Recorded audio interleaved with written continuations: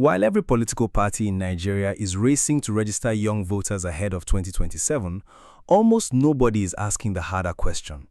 How many of those same young Nigerians have already, quietly, decided that voting doesn't actually change anything? Nigeria's own Electoral Commission chairman recently admitted in his own words that the country is battling what he called a silent, dangerous enemy, a trust deficit so deep it could threaten the legitimacy of the next election itself. So here's the question this documentary is going to answer. If Nigeria's youth are its largest, most digitally connected, most vocal generation in history, why are so many of them walking away from the one tool democracy actually gives them? Before we go deeper, I just want to say thank you. Since NaijaNewsWatch started, the support, the comments, the likes, and every single subscription have helped this channel grow beyond what I imagined. If you've been enjoying these in-depth political breakdowns and you want to see more videos like this, the best way to support the channel is by subscribing. It really motivates me to keep researching, digging deeper, and bringing you clear, fact-based analysis. Now, let's get into the story, because what happens next changes everything. Picture Wunmi, 26 years old, sitting at her kitchen table in Lagos with two folders in front of her. One folder holds her permanent voter card, collected months ago after a long queue outside an INEC office. The other holds documents for a study and work visa application to Canada, put together over the last few weekends with money she saved from a side hustle. She isn't sure yet which folder she'll actually use first, but lately, if she's honest with herself, the second one feels more likely to change her life than the first one does. What exactly is happening here in plain terms? Nigeria's voter turnout has been declining steadily since the country returned to democracy in 1999, falling from over 60% in 2003 to below 30% in the most recent elections. The 2023 general election recorded the lowest turnout in Nigeria's democratic history, somewhere between 26 and 28%, meaning only about 24.9 million of over 93 million registered voters actually showed up to be accredited. Who first raised the alarm on this, and why is it surfacing now? INEC itself has been unusually direct about it. In July 2026, INEC chairman Professor Joash Amupitan publicly acknowledged that many Nigerians have lost confidence in the electoral system, calling the trust deficit one of the greatest threats facing Nigerian democracy ahead of 2027.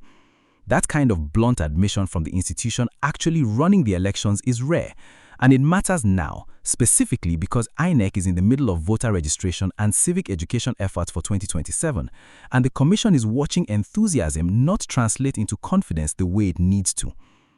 Let's look at the structure behind this, the actual rules and institutions responsible for turning citizen trust into citizen participation. INEC is constitutionally mandated to organize, undertake, and supervise Nigeria's elections, and it works alongside the National Orientation Agency, whose job includes shaping public civic values and awareness. The Electoral Act, most recently updated in 2026, has strengthened transparency requirements around technology use, including electronic accreditation and result transmission, reforms introduced specifically to rebuild the kind of confidence that was damaged after disputes over the 2023 election process. But here's the limit of what law and technology alone can do. Rules about how votes are counted don't automatically convince someone that their vote matters in the first place. In March 2026, INEC launched updated voter education manuals, including a youth-focused civic and voter education manual developed by the Kimpact Development Initiative, precisely because officials recognized that improvement in election technology had outpaced Nigerians' understanding and confidence in the process itself. Where is the gray area being exploited? In the gap between technical credibility and public trust. INEC can point to stronger legal frameworks and better technology as genuine, factual improvements, and those improvements are real.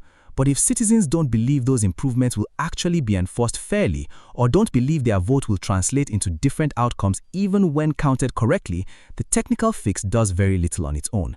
That gap between the system works better and people believe the system works better is exactly where voter apathy lives. Now let's go deep into who actually benefits from this trust deficit and who is threatened by it, because low youth turnout is not politically neutral. Start with who benefits. A smaller, more predictable electorate is generally easier for established political machinery to manage. Nigeria's traditional political structure, entrenched party networks, local godfathers, and long-standing patronage systems has historically performed most effectively in lower turnout elections, where organized, mobilized voting blocks can matter more than raw numbers of disengaged citizens.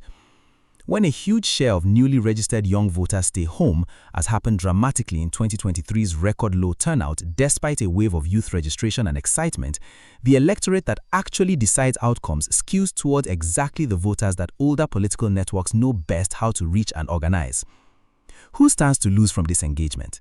Genuinely, INEC's own institutional legitimacy, an electoral body that oversees elections decided by a shrinking, unrepresentative fraction of eligible citizens, has a much harder time claiming its results reflect the will of the Nigerian people.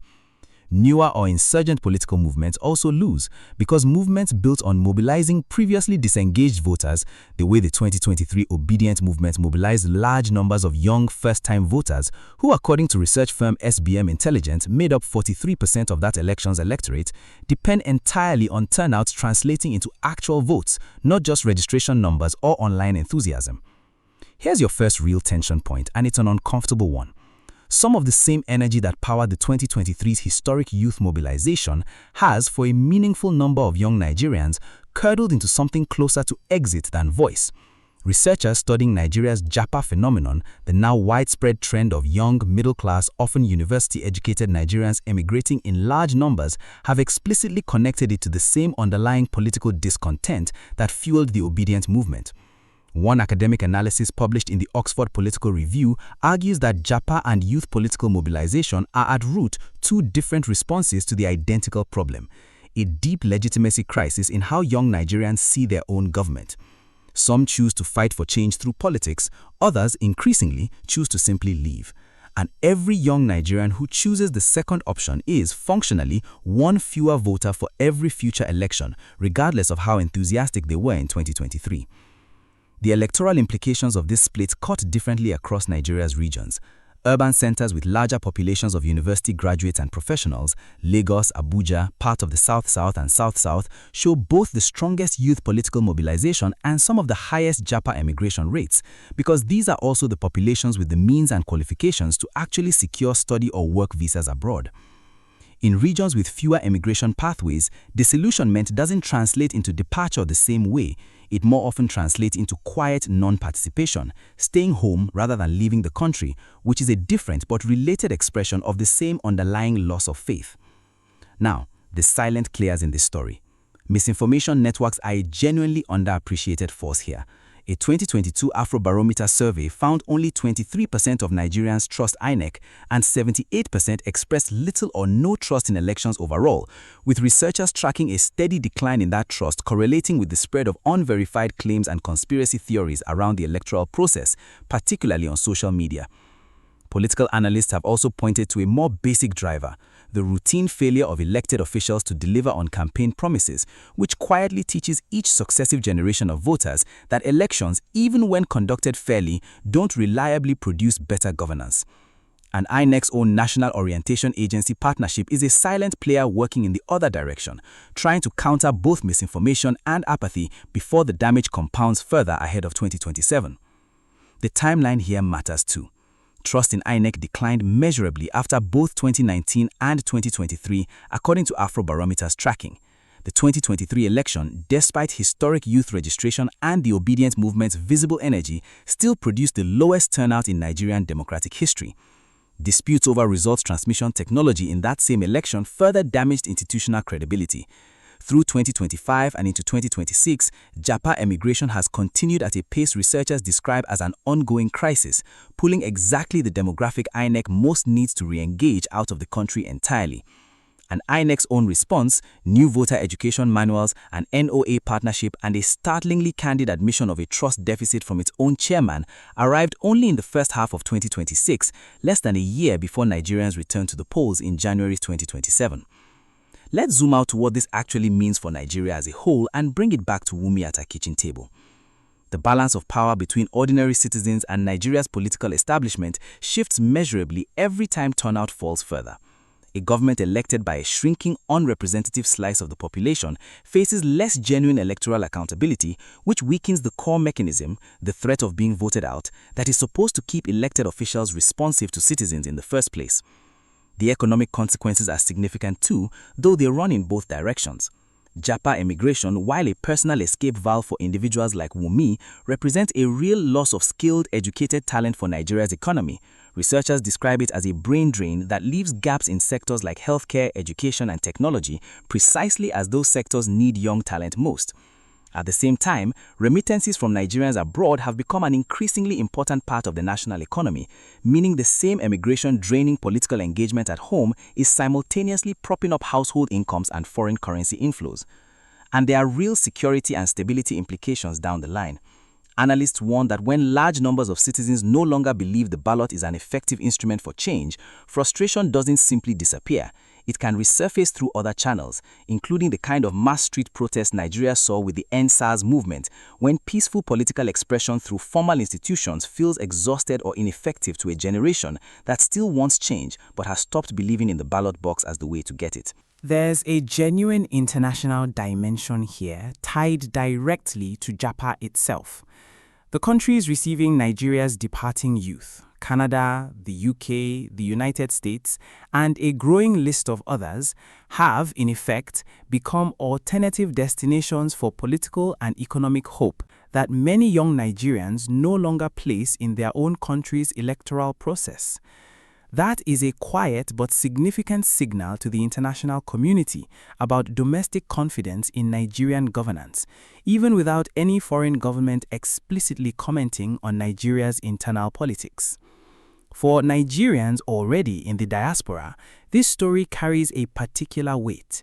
Many left for the exact reasons driving current voter apathy: disillusionment with unfulfilled promises, economic hardship, and doubt that formal political participation produces real change. And Nigeria still does not allow its diaspora population to vote from abroad, meaning many of the very people who could tell younger Nigerians most vividly what happens after you give up on the ballot are themselves locked out of the process entirely. This also connects to a wider pattern beyond Nigeria's borders, a global story of declining trust in democratic institutions among younger generations in multiple countries, where economic precarity and a sense that formal politics doesn't respond to ordinary people's needs has fueled both disengagement and, in some cases, support for movements promising to disrupt the system entirely rather than work within it. Let's steelman the more optimistic view before pressing further, because the picture isn't entirely bleak. The strongest counter-argument is this: Nigeria's youth have not actually given up on political engagement altogether.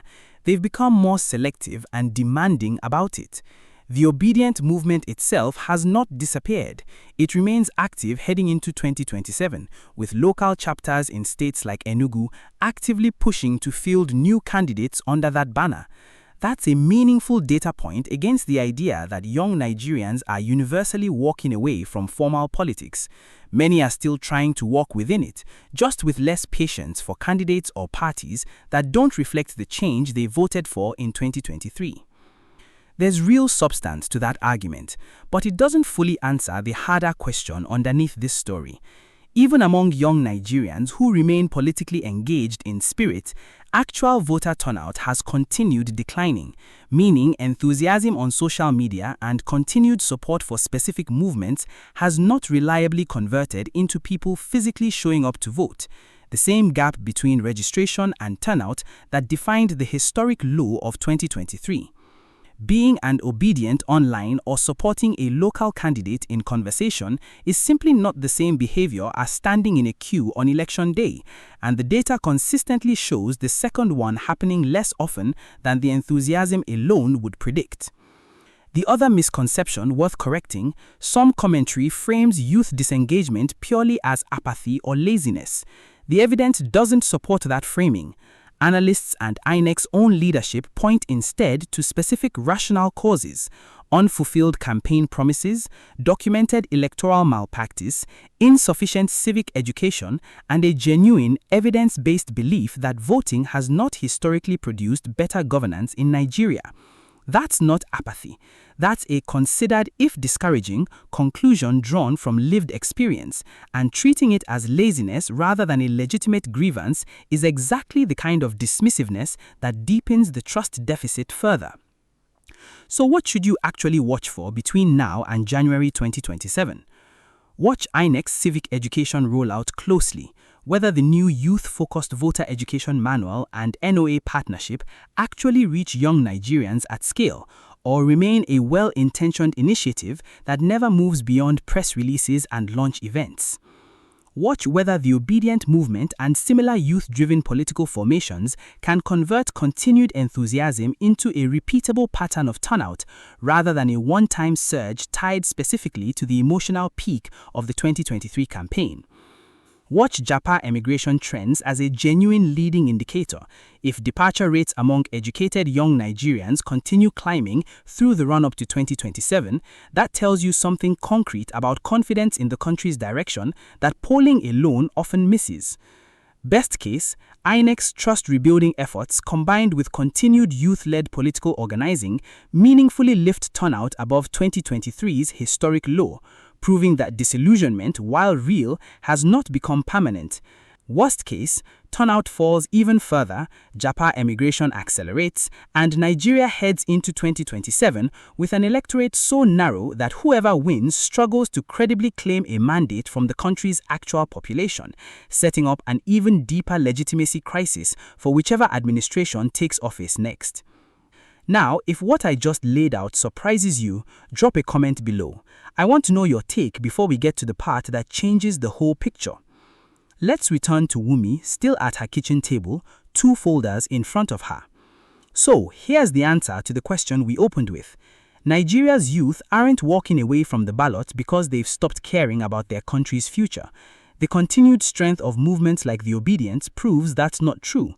They are walking away, or at least hesitating, because a growing number of them have concluded, based on real, lived experience across multiple election cycles, that voting alone hasn't yet delivered the change they were promised. And for those with the means to leave, that conclusion increasingly leads not to protest but to departure. That is Nigeria's actual challenge heading into 2027, not simply registering more young voters, which INEC has already done in impressive numbers, but rebuilding a credible reason for them to believe their vote will matter more than a plane ticket.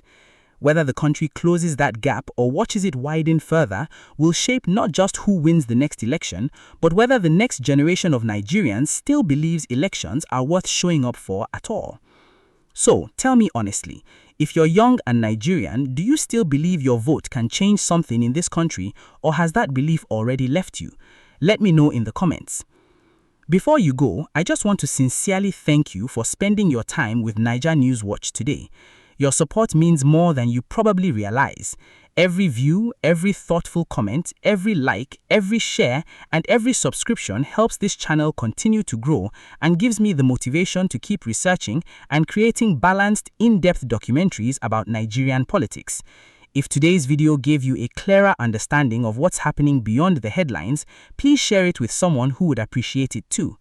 Thank you for being part of this community. I'll see you in the next documentary. Until then, stay informed, keep asking questions, and as always, stay sharp.